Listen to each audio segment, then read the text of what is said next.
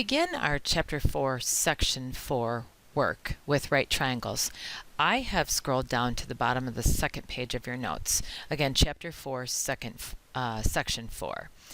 I've done that because I want to talk about the definitions of the trig functions, and we've already talked about these definitions in terms of sine is the side opposite over the hypotenuse, and cosine is the side adjacent over the hypotenuse, and tangent is the side opposite over the side adjacent. And then don't forget the reciprocal functions.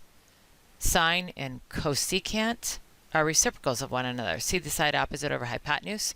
Here we have hypotenuse over the side opposite. Remember, cosine and secant are reciprocal functions.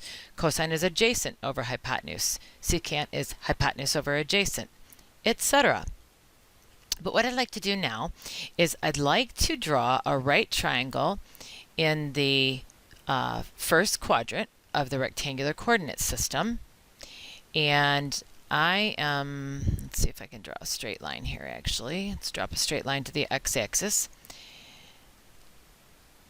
And I guess I'm just going to do the pen. And let's look at this right triangle where we're going to talk about the acute angle theta right here at the origin, put together at the origin in the first quadrant. And let's call this side of this right triangle where this is theta, let's call this side x because it's along the x-axis. And let's call this side right here side y because it's parallel to the y-axis. And the hypotenuse we'll call side r. We often think of the Pythagorean theorem as x squared plus y squared equals r squared. So I'm just trying to get you to think of this now in terms of x, y's, and r's. So if I were to think like this now, for this angle theta, the sine of theta is defined as the side opposite it over the hypotenuse. Again, the sine of theta, the side opposite over the hypotenuse. Our side opposite is called side y over side r. So I have a new way to describe the sine of theta, is defined as y over r. The cosine of theta is the side adjacent over the hypotenuse. So come on over here. Here's theta. The side that is adjacent to the angle theta is x, this side called x. Because the hypotenuse always has the name hypotenuse, and the hypotenuse is always opposite this right angle. So again, cosine of theta, side adjacent over hypotenuse, then that's going to be x over r, as we've defined it right here. Finally, the tangent of the angle theta is defined as the side opposite it over the side adjacent to it. So in this picture, in terms of letters, the tangent of theta is going to be y divided by x, as I've shown here. These definitions in terms of x, y, and r are very important to our work when we graph the trig functions, because the graphs of sine and cosine look like a wave. They look like this. So when we start at 0, the sine of an angle goes up until it reaches a positive 1. And then when we go, this is at 90 degrees, if you will. When we go through to 180 degrees, we'll get halfway around a circle, if you will, as we're rotating this radius all the way around. We're going to study this more in Chapter 8.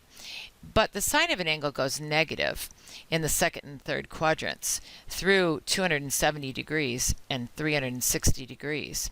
So I get these sine and cosine waves. These definitions are imperative in terms of the study of the graphs of the trig functions. So we need to understand those. So I'm asking you to memorize the definitions of the trig functions in terms of opposites, adjacents, and hypotenuses, but also in terms of x, y, and r. And the best way to memorize in terms of x, y, and r is to draw this right triangle with the angle theta that you're speaking about with the terminal side of that angle theta, coming out of the origin into the first quadrant, and your right angle being upon the x-axis, this being side x, side y, and side r. Don't forget, please, that the sine of, in order to develop these definitions, don't forget that the sine of an angle is the side opposite over the hypotenuse. And we've used the acronym called SO. But you have to spell SO, S-O-H. S standing for the word sine, O for the side opposite, H for the hypotenuse. These are the definitions that I memorize. Cosine. So, C-A-H, got to know how to spell that. The C stands for cosine, the A stands for adjacent, the H stands for hypotenuse, and then TOA, that one's easy to spell, T-O-A, TOA. T stands for tangent, O stands for opposite, A stands for adjacent. And if I know these definitions and might memorize it because of SO, CA, TOA, and I know how to spell these, then when I come over here I can say the sine of this angle is the side opposite, Y, over the hypotenuse, R. So I can develop these from this picture knowing these definitions. Don't forget, in case I haven't mentioned it before, Sesame Street is another way to remember this. And for sine, the word opposite can be, you can memorize the phrase Oscar, as in Oscar the Grouch, had, the hypotenuse, had, an adjacent, A, and H for hypotenuse, heap of apples. So Oscar had a heap of apples, and the first letter in those words, O-H-A-H-O-A, go in the definitions here, O-H-A-H-O-A. Another way to memorize these. Well, if that isn't enough ways to memorize the trig functions, I'm now going to take you back to the previous page. And what I want you to know is that many of us in the engineering field, mechanics, architects, just all kinds of people that drafts people, mechanics, who might deal with right triangles, don't want to position their right triangle in a particular way. And so our machinist handbooks even that you might have to carry around for your drafting and design class or for your job, when they draw a right triangle, they always put the capital angle, letter C at the right angle. Then they put the capital letter A and B at the acute angles. It doesn't matter which one you put where, you just get to choose. But once we've done that, then if I call this the capital letter A, then the side opposite that is going to be called little a. If I call this other acute angle the capital letter B, then I have to call the side opposite it the lowercase letter b. And if this is angle C, then I have to call the hypotenuse lowercase c. We've done a project involving this, a worksheet that helped us to work in terms of A's, B's, and C's and understand all these opposites, adjacents, and hypotenuse. Please notice that angle A and angle B in this right triangle are complementary. It means that they add to be 90 degrees. Remember that all three angles in a triangle add to be 180 degrees. Makes sense because if these two add to be 90 and this one is 90, the total is 180. Please be careful to use lowercase letters for the sides that are opposite the angles. And so now, again, I never memorize anything other than the sine of an angle is the side opposite over the hypotenuse. The cosine of an angle is the side adjacent over the hypotenuse. The tangent of an angle is the side opposite over the adjacent. But I am going to ask you to refer to angle A now in these three statements. So if I ask you for the sine of angle A, then I want the side opposite angle A over the hypotenuse. So that would be A over C. If I'm asking you to tell me the definition for the cosine of angle A, then I'm looking at the side adjacent to angle A. This is the side adjacent because remember, this one is always the hypotenuse. So cosine is B over C. The tangent of angle A is defined as the side opposite over the side adjacent. So for angle A, this is the side opposite, and this is the side adjacent, A over B.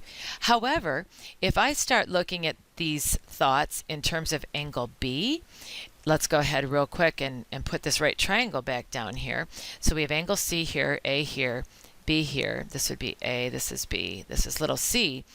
The sine of angle B, remember the sine of angle A was the side opposite over the hypotenuse.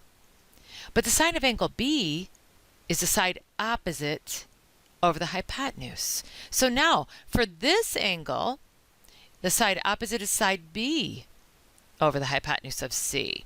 Please notice, if you can, I don't know if we can see this, the sine of angle A was A over C, but the sine of angle B was B over C, because what's the side opposite for one is called the side adjacent for the other. So the side opposite for angle B is over here. So the side opposites for the particular angles are different. Cosine of angle B is the side adjacent it over the hypotenuse. Tangent of angle B, this is the side opposite over the side adjacent. We're going to use this idea in story problems, but in our story problems, we're going to have our right angle be who knows where. So say the right angle is right there, then you've just got to say, I'm going to call this angle A then, and therefore this will have to be side A. Therefore, I'm going to call this angle B, and this will have to be side B. And if I want to solve for, say I know this angle and I want to solve for this side, remember that this is the side adjacent to angle B. It is also the side opposite angle A. Finally, would you notice that the sine of angle A is equal to the cosine of angle B? Would you see the A over C here and the A over C here? Son of a gun. That's because, watch here, the sine of angle A, which is side opposite over hypotenuse, is the same thing as the cosine of angle B, because that's the side adjacent over the hypotenuse. But what's the opposite for one is the adjacent for the other. And if you would take your calculator, please, right now, and if you would type the sine of 30 degrees, pretend that angle A is a 30-degree angle. Therefore, angle B would be a 60-degree angle. And when you compare that to cosine of 60 degrees, your calculator should tell you that the sine of 30 degrees is 0.5 and that cosine of 60 degrees is 0.5 as well. Again, because the sine of 30 is this side opposite over this hypotenuse, and the cosine of 60 is this side adjacent over this hypotenuse. And so finally, in closing for this segment of this video, I'm going to go back to the top of this page, we have just proven to ourselves that the sine of an acute angle in a right triangle is equal to the cosine of the other acute angle in the triangle. And you can check this out for yourself by typing the sine of 32 degrees on your calculator, and I got 0.5299. And then would you take the cosine of 58 degrees on your calculator and hit enter, and you should get 0.5299. So of course the calculator knows that the sine of this angle, which is the side opposite over the hypotenuse, is equal to the cosine of this angle, which is its adjacent side over the hypotenuse. We'll come back and finish off these thoughts a little bit further as we get ready to study right triangles in terms of story problems.